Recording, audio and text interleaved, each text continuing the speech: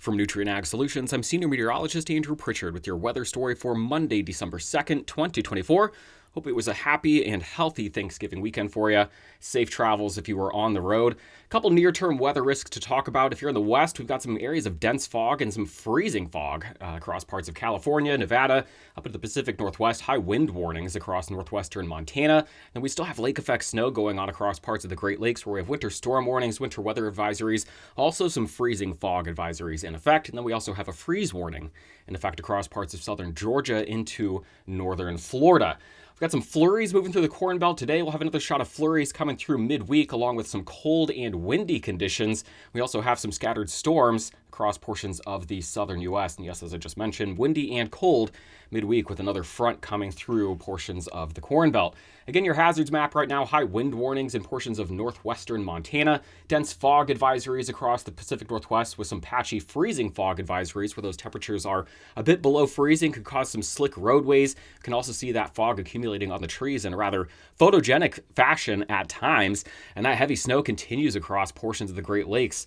Western Michigan winter storm warnings, winter weather advisories on effect with snow coming off of Lake Michigan. We've also got freezing fog advisories and winter weather advisories in effect from northern Ohio into portions of upstate New York. Freeze warnings in effect across southern Georgia and northern Florida. The severe weather outlook is clear for the most part over the next few days. Clear today, although we could hear some rumbles of thunder along with that lake effect snow activity across the Great Lakes. That's where we've got that general thunderstorm area outlined. We look for some thunderstorms across the Gulf Coast on Tuesday and Wednesday across portions of Texas into Texas, Louisiana, maybe southern Arkansas and western Mississippi. No big severe weather threat with this. As we look at the infrared satellite picture, again, look at the cold air here, the dark purple, the pink shaded here. That is just very cold air. We've got some snowpack in some cases, and then again, systems continue to kind of ride over the ridge in the west. They come down, rotating around the base of our big trough that's established here across the Great Lakes.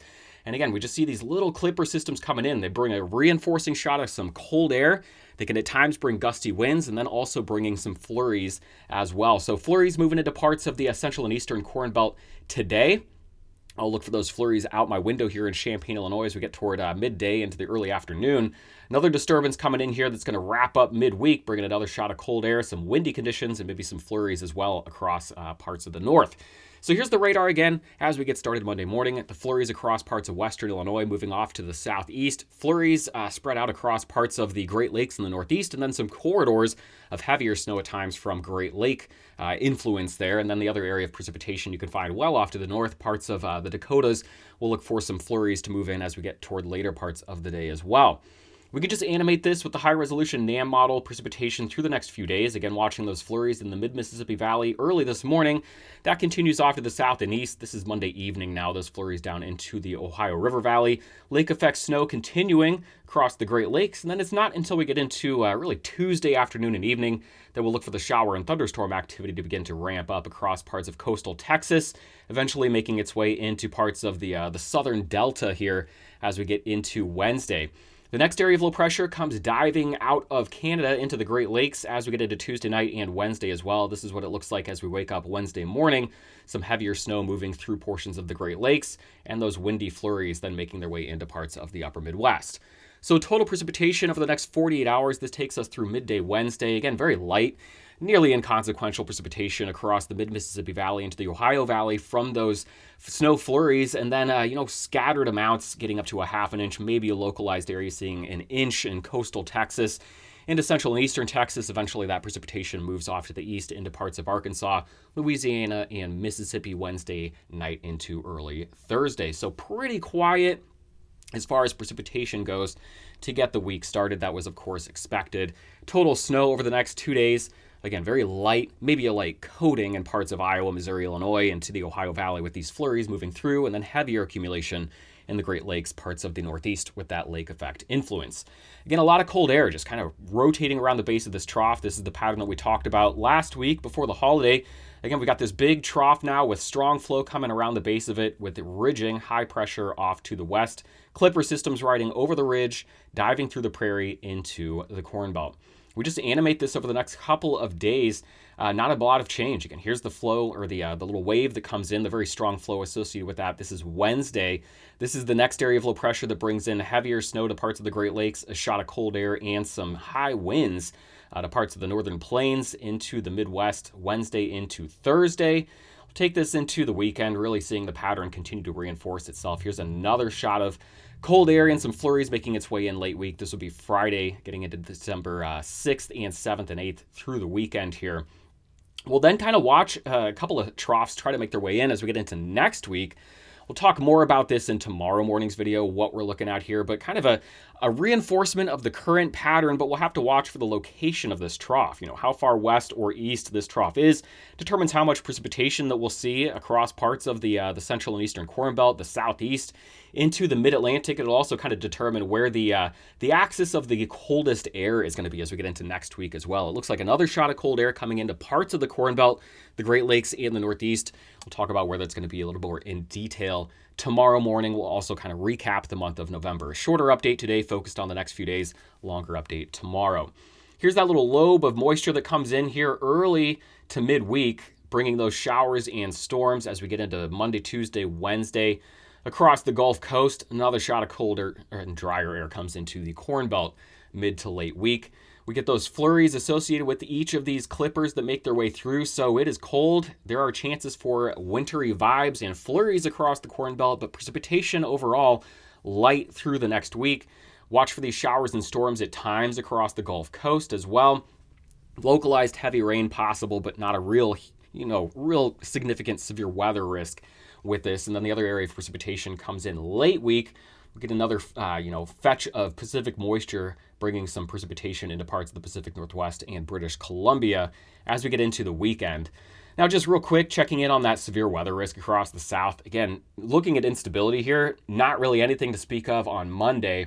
So as we get into Tuesday afternoon, Tuesday night, we see a little bit of instability creeping up the Gulf Coast here. This would be as we get into Wednesday afternoon and evening now. So this is just, very marginal moisture, and it's really not getting far north from the Gulf Coast here. So very low risk for a couple of strong storms here, and really I should say very, very low risk for, maybe a strong storm or two. It's probably even a little severe to say a couple of severe storms here. Not much in the way of flow as well, just a couple of very weak disturbances with a little bit of moisture there near the Gulf Coast to trigger some scattered showers and storms. What does that look like? Timing it out.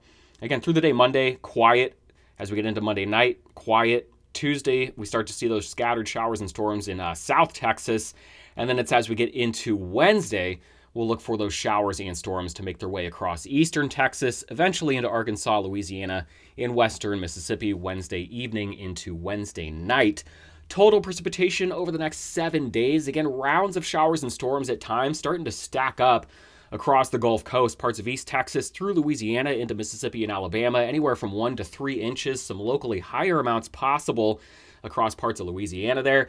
And then total precipitation across the Great Lakes here, very light. We're talking about flurries, except where we've got that influence from lake effect snow, parts of western Michigan, getting into northern Ohio, northern Pennsylvania, and upstate New York could certainly see more significant moisture. And then late week into the weekend, another round of moisture coming into the Pacific Northwest. Look for some snow across parts of the northern Rockies.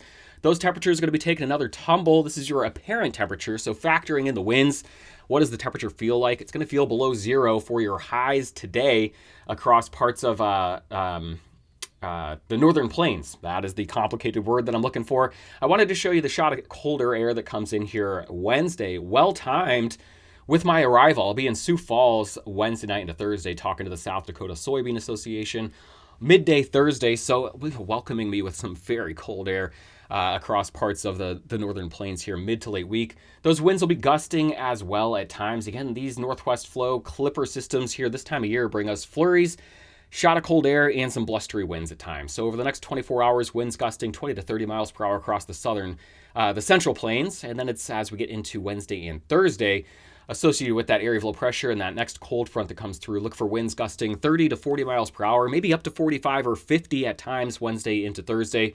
from the Dakotas into the Great Lakes. And again, colder temperatures coming along with that. So your highs today in the teens, the Dakotas, 20s and 30s across the rest of the Cornbelt, 60s and 70s as you make your way down to the Gulf Coast. Another shot of cold air comes in here midweek. This is Tuesday, and then Wednesday, you'll look for that colder air starting to appear across the northern tier of the northern plains. And then here are your highs on Thursday in the single digits across parts of the upper Midwest, the northern plains, the teens, into the 20s across the central and eastern Corn Belt, and then again those 60s and 70s lingering across the Gulf Coast into the southwestern U.S. Overnight lows during the same time period. Let me come on back and we'll just go through time here. Single digits overnight tonight, single digits into the teens tomorrow night. This is now Wednesday morning. And this would take us into, I'm sorry, this graphic is, here's Tuesday morning's lows, Wednesday morning, and then we've got an issue here. We've gone straight to Saturday. But I can tell you Thursday and Friday morning going to be very cold across the northern plains into the Great Lakes. Again, tomorrow we'll take a longer look at, recapping the month of November, the month that was. Take a look ahead at some of the new ideas we have for mid-December into late December. Kind of, is this pattern going to reinforce it? Will we see some changes? We'll talk about where we may see some heavier precipitation next week as well. Have a great Monday. I'll talk to you again tomorrow morning.